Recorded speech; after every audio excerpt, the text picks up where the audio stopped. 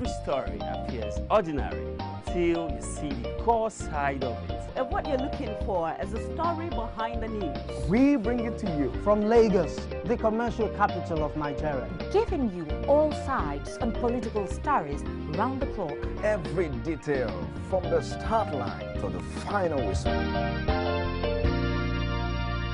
CoreTV News, expanding your view.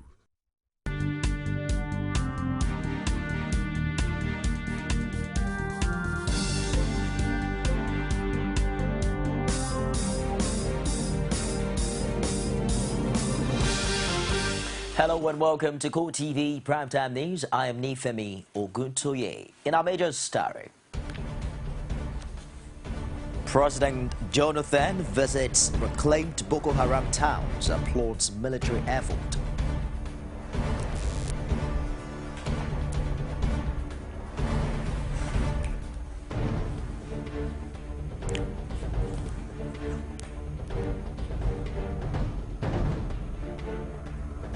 Also in this program, bomb blast rocks Bornu and Jos motorbikes, scores fear dead.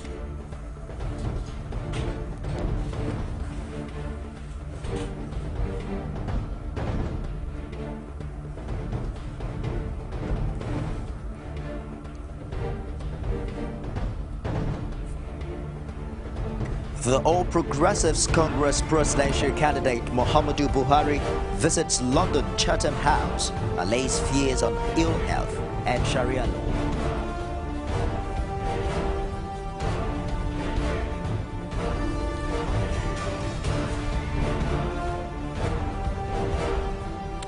And outside Nigeria, U.S. President Barack Obama blames Republicans for failure of immigration bill.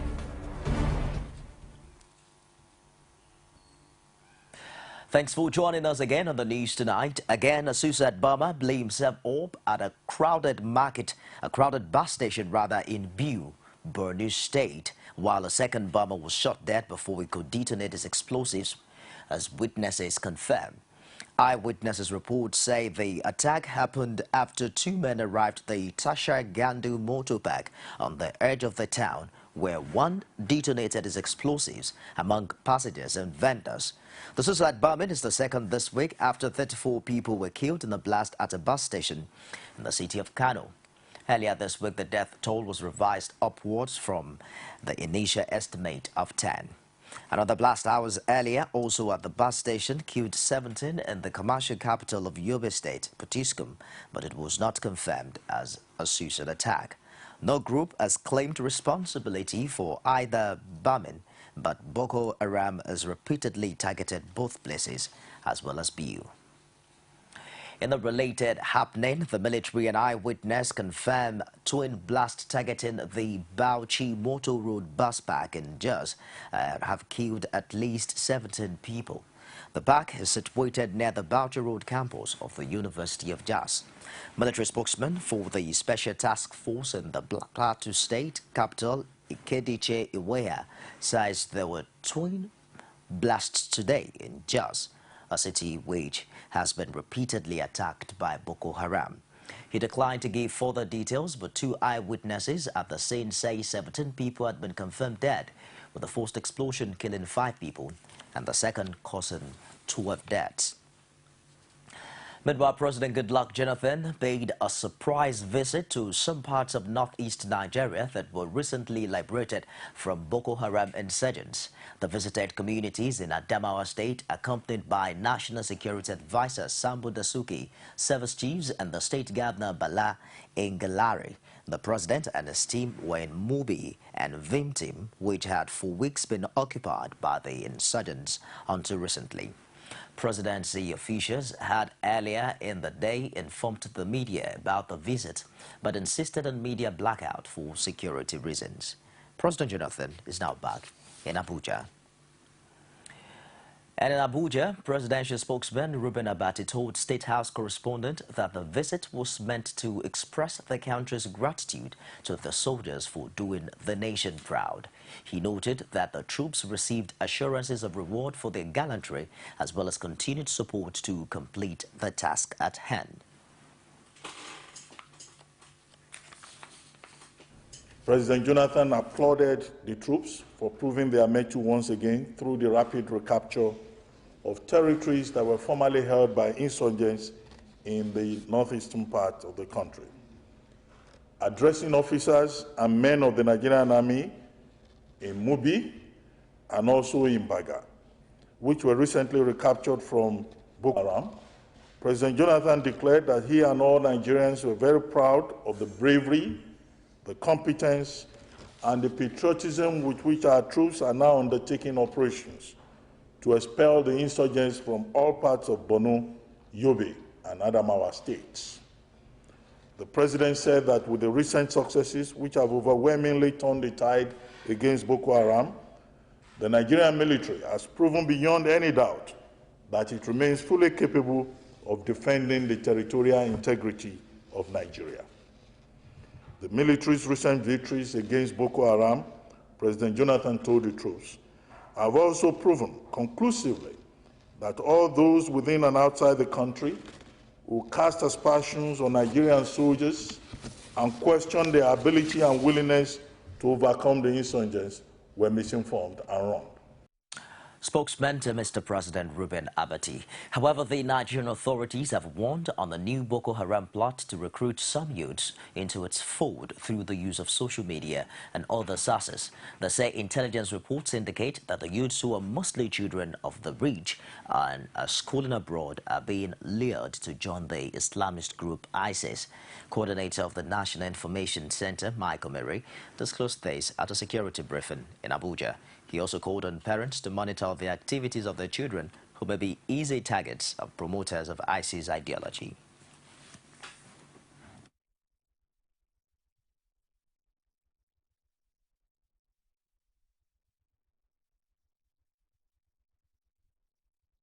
To disclose the successes that are being recorded and to advise citizens on the trends that intelligence had noticed regarding young persons who are being recruited into ISIS on the social media and other such opportunities.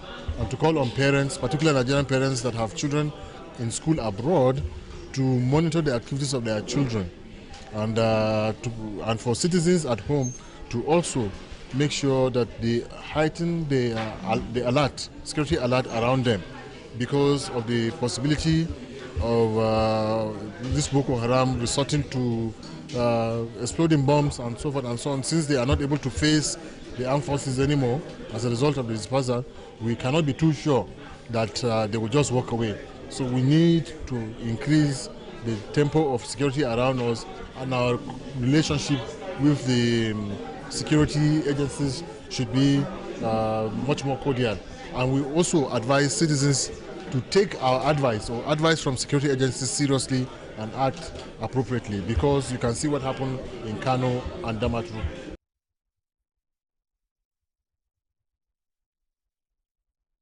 The presidential candidate of the All Progressives Congress, General Muhammadu Buhari, has assured the international community that the worry over Nigeria due to its present challenges will be a thing of the past if he is elected president in the forthcoming presidential elections. Buhari made this known in a speech to the British Institute of International Affairs, otherwise known as Chatham House, in London. CoreTV News presents this update on the speech. We expecting too much. If I don't expect people are wishing me dead. But I'm very pleased I'm fit, and my doctors have declared me fit, and I'm going back for the final onslaught on PDP. I don't like so much of Sharia, that's why I omitted it. I had to ask to answer so many questions about Sharia when I have closed the meeting with, especially with the Christian community. The problem is the Nigerian constitution is superior. Sharia is put on the same level with customary laws. Its relevance is limited to inheritance, marriage, and so on. So people that cultures and communities accept. So Sharia is limited to that by our constitution. So anybody who wants to change Sharia will have to go and change the constitution. APC presidential candidate Muhammadu Buhari in Chatham House in London. Meanwhile, the PDP presidential campaign organization is seeking to downplay Buhari's appearance at Chatham House as a desperate attempt to curry favor in a foreign country. For the campaign team, Femi Fani-Kayode said in a statement that it was amazing that the APC presidential candidate that refused to participate in a debate in his own country was keen to sell his image to a foreign audience. He argued that General Buhari believes it was more important to win the heart and minds of the British than those of the Nigerian people. Fani-Kayode described the event as a state-managed show of shame, but promised to go into more details at a later date. Senators representing the All Progressives Congress say the federal government will next week direct the chairman of the Independent National Electoral Commission, Atahiru Jega, to proceed to terminal leave. They claim that the head of the service had been directed to send the memo on the INEC chairman to ease him out of office during the run-up to the election. APC senators made this allegation at a news conference held in the National Assembly complex. The lawmakers, led by Minority Leader George Akume, however, vowed to resist the move, which they insist is contrary to all known conventions. We have received information from very, very informed source, a very, very credible source, that next week, the chairman of the INEC, National Independent Electoral Commission, will be given a letter, will be served a letter by the Office of the Head of Civil Service, directing him to proceed on terminal leave. Oppose the removal because it is criminal, it is illegal, it is unconstitutional. We oppose this removal through the back door because government itself knows if Jiga goes wrong, you have to remove him by using the Senate to take him out. But you know you require 2/3, and that is why they are running away. If you postpone elections, suddenly you say Jiga should go, then Nigerians should be deceived. Nigerians would have been deceived into taking it that elections were extended because there were no sufficient PVCs to enable each and everybody to vote. The situation is very clear. Jega is not a civil servant.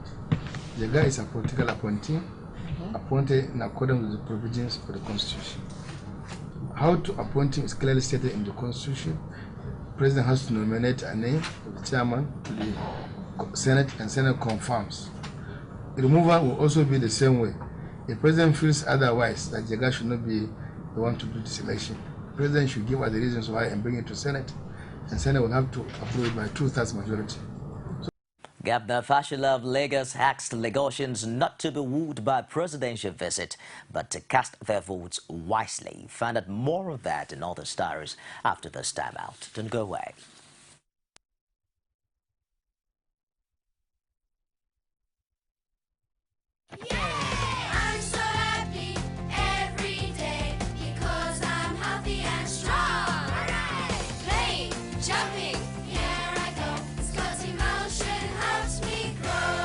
Daily dose of Scott's Emotion, which combines omega-3, calcium, vitamins A and D, supports the healthy development of your child's brain and body. Scott's Emotion promotes active minds and strong immunity in growing children. New Scott's orange flavor multivitamin emotion. If you just joined us, you're on to CoreTV Primetime News. A quick reminder of our top stars. President Goodluck Jonathan visits reclaimed Boko Haram towns, applauds military effort.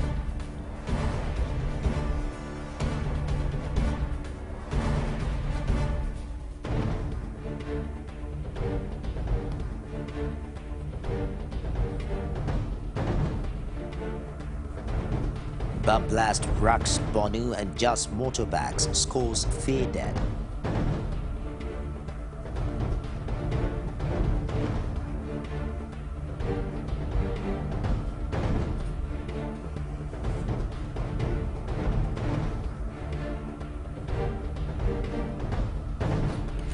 The All Progressives Congress presidential candidate Muhammadu Buhari visits London Chatham House, allays fears on ill health and Sharia law.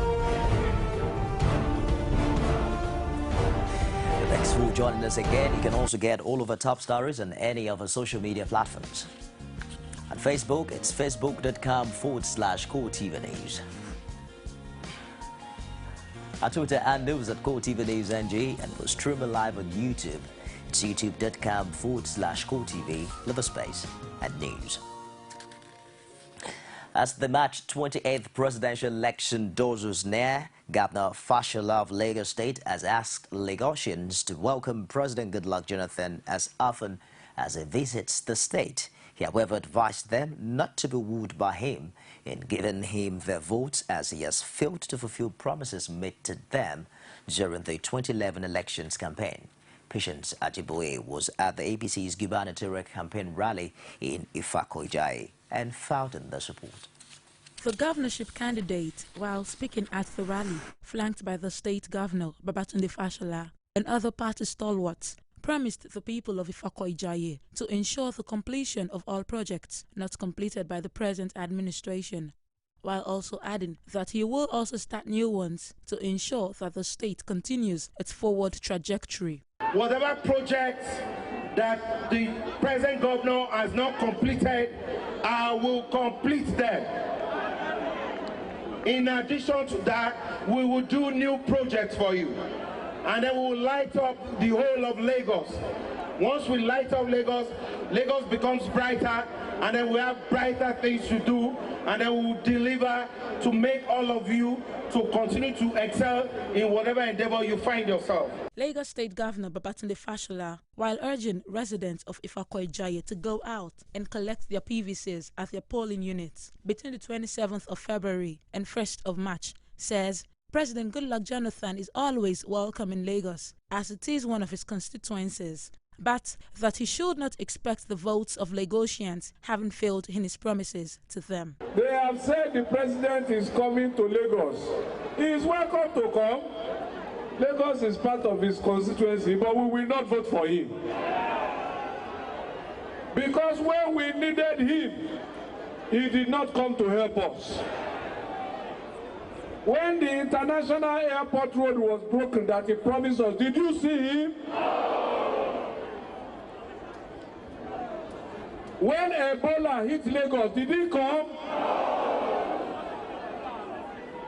When water started flooding at Kuramo Beach, when it was going to wipe out a whole estate in Goshen Beach, did you see the president? When I took him to Ibejuleki, where they were losing their lands, we flew in helicopter there. After that, that was the last I heard. I wrote a letter, I appealed, no response. What we have been doing, we have been using your taxes to gradually protect those communities. So you have been on your own, with your own party and with your own government. So he can come 200 times. Will you vote for him? The only time the president walks is a few weeks to election. Flags were also presented to candidates of the House of Reps from the local government area, and the residents were entertained to side attractions just as much as they entertained themselves. Patience Ajiboye, CoreTV News, Lagos.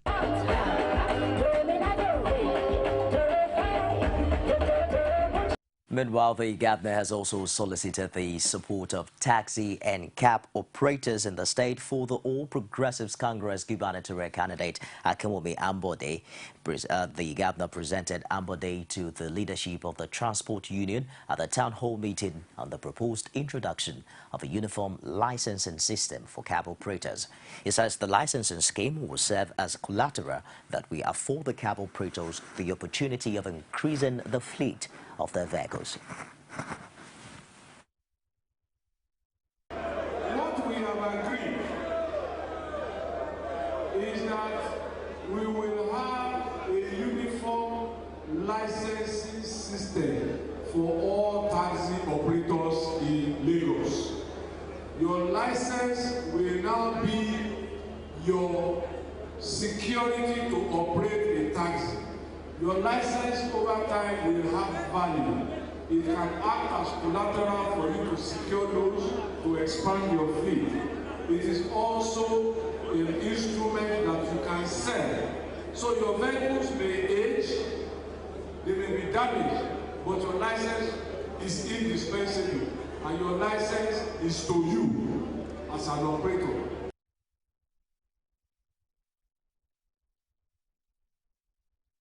A civil society coalition of Nigerians united for democracy has vowed to resist any attempt to either install an interim government or further postpone the rescheduled elections. The activists who recently held a simultaneous rally in Lagos and Abuja to make their stance public also want the National Assembly to extract an undertaking from the military authorities that the elections would not be shifted again. Spokesman for the group, Ezenwa Nwago, says there is no reasons for elections not to hold on the new date. In 2011, a general election was conducted by INEC under the chairmanship of Professor Tahiru Jega. The presidential election was won by Dr. Goodluck Jonathan. But as the nation was preparing for the 2015 general elections, slated for February 14th and 28th, 2015, the Jonathan administration commenced a campaign for postponement. Following the refusal of the Council of State to support the postponement, the National Security Advisor to the President and the security chiefs wrote to the effect that they could not provide security for the election, as the armed forces would be involved in a military operation in the Northeast region. As the operation would last for 6 weeks, the INEC was compelled to shift the election to March 28 and April 11, 2015. As far as we are concerned, the postponement of the elections at the instance of the service chiefs cannot be justified in law.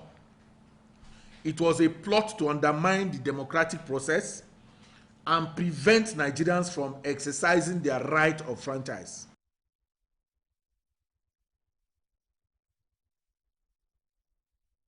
The federal government has discovered 15,000 ghost pensioners during the ongoing biometric verification of pensioners in the civil service. It also said the exercise has saved the nation 2.1 billion naira annually.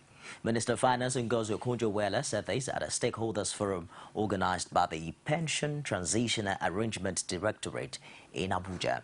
She also told pensioners that the directorate would ensure that all outstanding dues are paid in response to agitations on non-payment of arrears ranging from 12 to 42 months.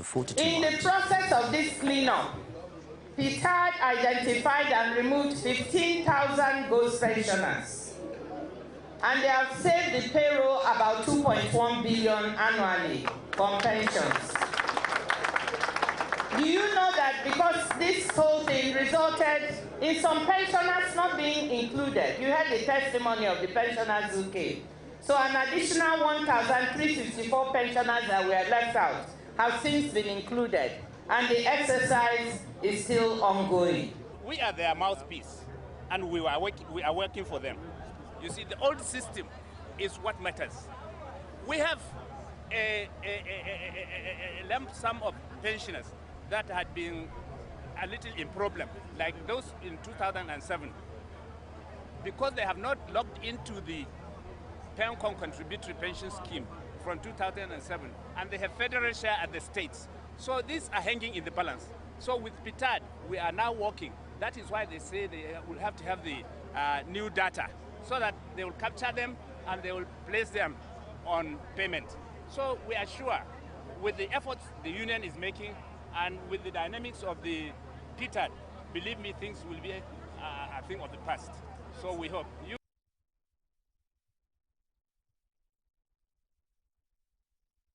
Vice President Namadi Sambo has performed the groundbreaking for the land swap initiative of the Federal Capital Territory Administration. The Vice President, who stood in for Whispers Bar, noted that a private sector-driven initiative would not only provide the needed infrastructure in the FCT, but would also free up funds for other human developmental activities. About 15 investors are expected to spend $2.8 billion on engineering infrastructure in the 9 land swap districts. To implement policies and measures that will continuously improve the operating environment for investors in our country.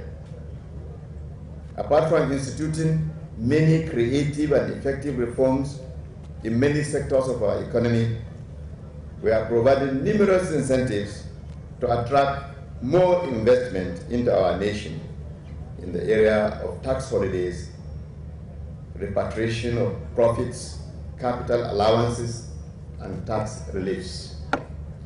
This administration to live in peace and harmony with all Nigerians who reside in and visit Abuja for work, businesses, and other legitimate activities. The investors are committing the sum of 64 billion naira for the funding of infrastructure and housing for the project-affected persons at Gude, the settlement district. So far, the survey, planning and engineering designs of this resettlement district have since commenced. With the injection of $6 billion of investment, the huge benefits accruable to Nigeria and the FCT in particular cannot be overemphasized. Your Excellency, as I pointed out 2 months ago, when you graciously flagged off the nationwide housing scheme at Apotapi, the transformation agenda in the FCT is committed to reducing the housing deficit in Nigeria.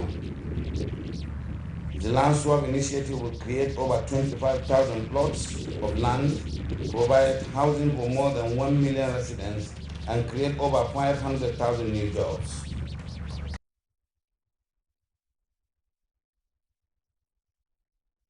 The Economic Community of West African States, ECOWAS, has adopted a declaration on the prevention, reduction and elimination of statelessness in West Africa. This was at the joint UNHCR ECOWAS Ministerial Conference hosted by the government of Cote d'Ivoire. According to a statement from the Commission, the declaration, which contains 25 commitments, highlights the need for states to obtain concrete causes and profile of stateless persons in the region, with about 750,000 persons either stateless or at risk of statelessness. It also stresses the importance of protecting these vulnerable persons by restoring their dignity and providing them with legal identity documentation.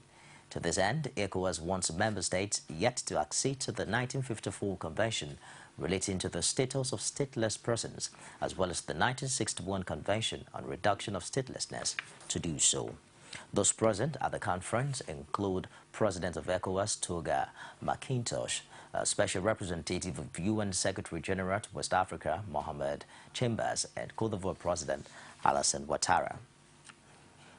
Long queues and scuffle over fuel has again reared its ugly head in Ado-Ekiti, the Ekiti state capital, and its environs. The long queues are said to be a result of fuel scarcity, which to some marketers is inevitable due to the unfavorable lifting price from the depot.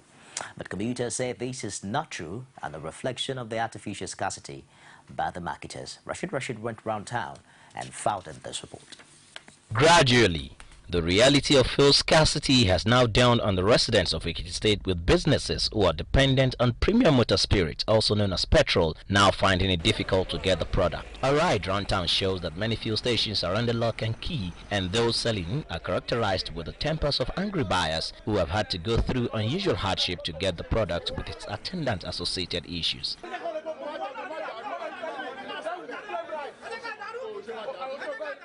Fuel marketers, however, said the long queues are a case of demand and supply not being in tandem. The reason is that the landing cost is higher than the selling price. As in, if you are buying now from depot, is 86 naira per liter, and the transport fare is around 7 naira to make it 93 naira, and government wants us to sell it at 87. I don't think it will be possible like that. The majority of the filling station in the Ekiti bought from a Lagos state, and you cannot compare the transport fare within Lagos and in Ekiti. There's no lifting in Ibadan. The masses who are having the short end of the stick said the marketers are just taking the people for a ride by creating artificial scarcity. This fuel now, look at everyone who has something to do. That means no one can plan his time effectively and work it out in Nigeria. It's stressful, and government has to do something about this. Now, there's fuel here. This place was shut.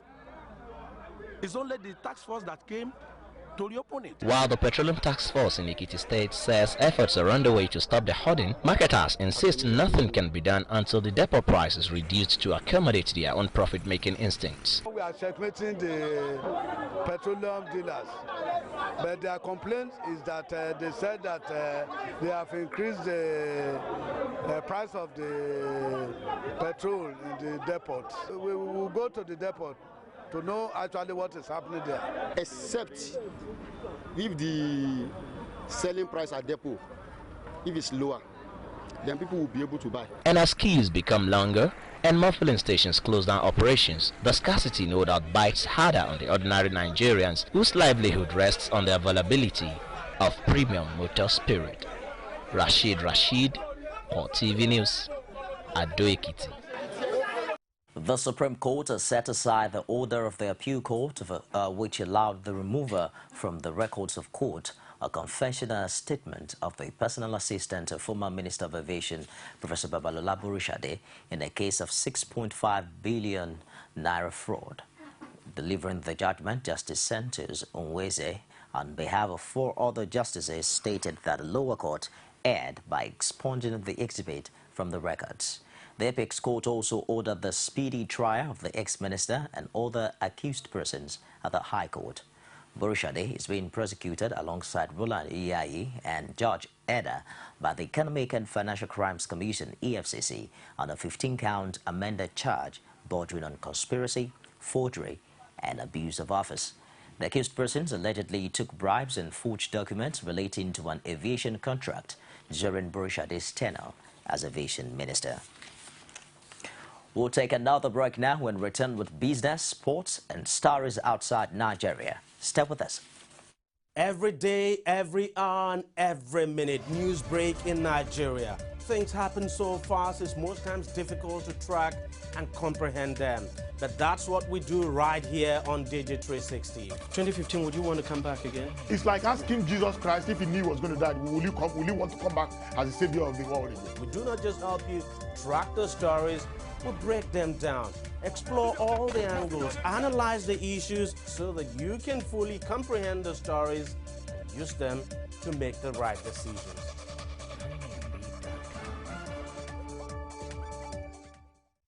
Welcome back. The House of Representatives is seeking an investigation into the activities of all companies involved in rice importation in the country. This was on the basis of a motion raised on a matter of public importance by Simon Arabo from Kaduna. He argued that some companies have been evading the payment of import duty on imported rice. The lawmaker therefore urged the House to order an investigation into the allegation of tax evasion by the investors' companies and to also ascertain how much the companies are owing the federal government. The House noted that the 3 leading firms imported rice exceeded the approved quota and claimed that they owe the federal government about 28 billion naira. The lower chamber, however, commended government's efforts at introducing a new rice policy aimed at encouraging investment in local rice production. It's time now to join Sabena Izoko for today's stock market report. CoreTV News Stock Market Report. Hello there and welcome to the Stock Market Report segment with me, Sabena Izuku. The equity transaction on the floor of the Nigerian Stock Exchange ended on a negative note today as the Nigerian All Shares Index depreciated by 0.50% to close at 30,045.56 basis points. The market capitalization decreased to close at 10.02 trillion naira. In all, a total volume of 321.6 million units of shares, valued at 4.6 billion naira, were exchanged in 4,184 deals. On the gainer side, Nestle topped the gainers chart to close at 839 naira with price difference of 14 naira 99 kobo, followed by United Africa Company of Nigeria, PZ Carson, International Breweries, and Flour Mill. On the flip side, 40 Oil topped the losers chart, followed by Okomo Oil, Nigerian Breweries, Guinness, and Cadbury. Meanwhile, First Bank of Nigerian Holdings topped the traders chart, followed by Zenith Bank, Diamond Bank, United Bank for Africa, and Guarantee Trust Bank. Just before we wrap up the stock market report, here is the currency trade for today.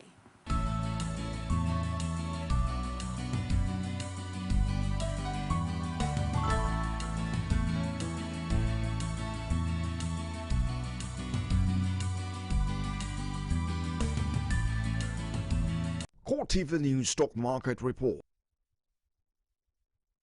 Thank you, Sabina. Browson Uwana is standing by now to bring you updates from the world of sport.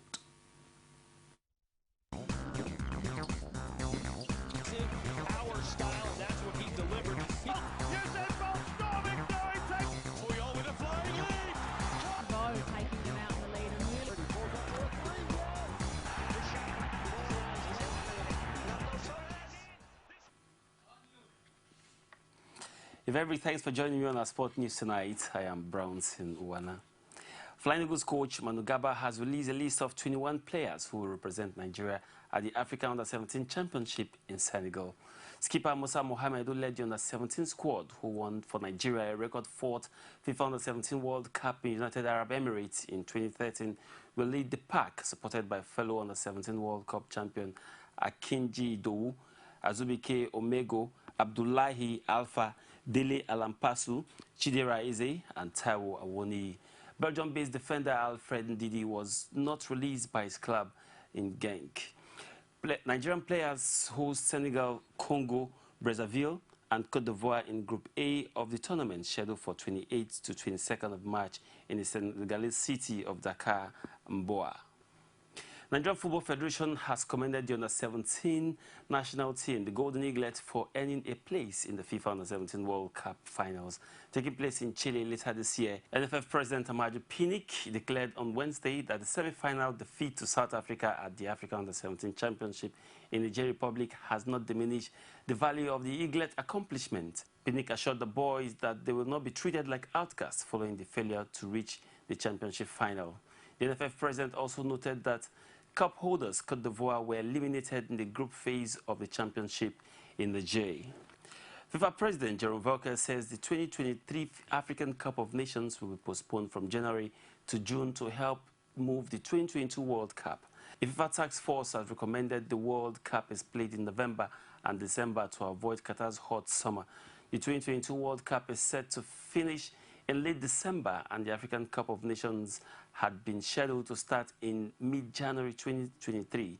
The Confederation of African Football spokesman Junior Bia said the governing body is 100% behind the postponement of the task force and will adjust its calendar accordingly. Coach Stephen Keshi has said he is not interested in returning as Super Eagles head coach. The 2013 African champion have been without a substantive coach since crashing out of the 2014 FIFA World Cup in Brazil following expiration of Keshi's contract. Despite losing in the race to handle the Stallions, the former Togo and Mali handler said he was not troubled because everyone cannot be offered a job. Nigeria will play a friendly match against Bolivia next month, but are yet to secure a substantive coach to handle the affairs of the team. Finally, on our sport news tonight, in the world of tennis, British Andy Murray was beaten 6-1, 6-3 by Croatia's teenager Bona Koric in the Dubai Championship quarterfinals. Murray, ranked 3 in the world, was dominated by world number 84. 18-year-old Koric broke the 28-year-old 3 times in the first set to lead the dual major winner and followed up in the second by breaking in 6 games. Murray, a beaten Australian Open finalist earlier in the month, failed to get a break point and made 55 forced error in a poorly display. Oh, that's nice. That's good to see from Murray. And that's a wrap on our sport news tonight. A very big thanks for being there. I am Brownson Uwana. You can now watch CoreTV News live from anywhere in the world on our website, www.coretvnews.com. Click on Live TV on our website and watch us live. And welcome to CoreTV Primetime Days. To follow us on Twitter, click on Twitter icon on our website. On Facebook, click on the Facebook and YouTube to see all our previous news production. You can also watch us live on YouTube. Click CoreTV, leave a space, then News. CoreTV News. a 24-hour news station.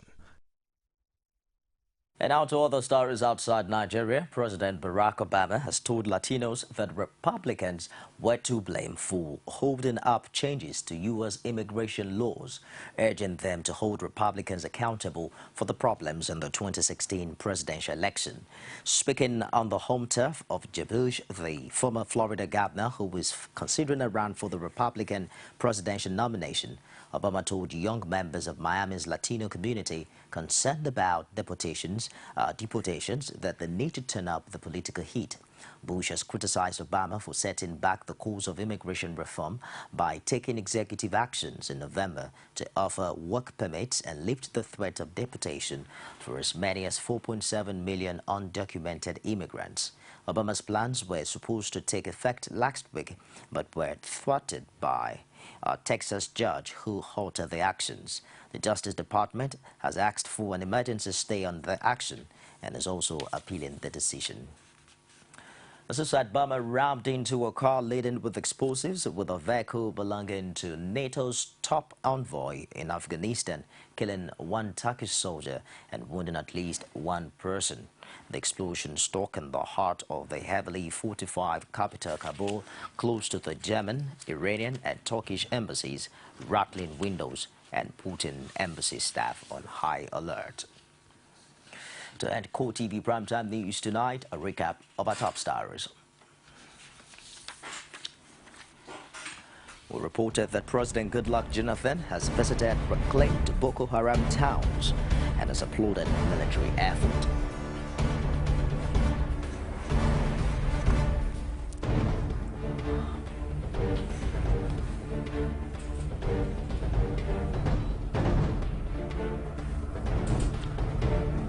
Also in this program, bomb blast has rocked Bornu and Jos motor parks. Skills are fielded.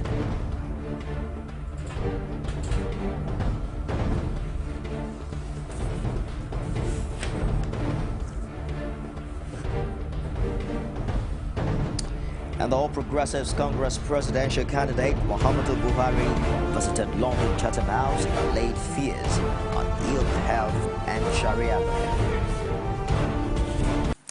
On behalf of the production crew, I am Nifemi Oguntoye. Thank you for watching.